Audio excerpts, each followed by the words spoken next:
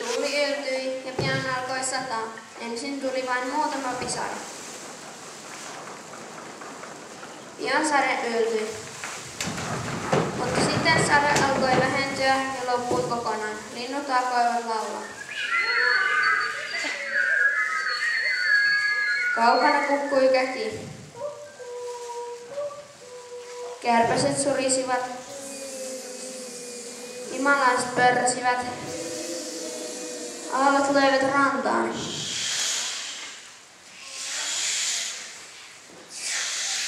Rannalla oli lapsia leikkimässä ja sieltä kuului iloista temmellystä vedessä.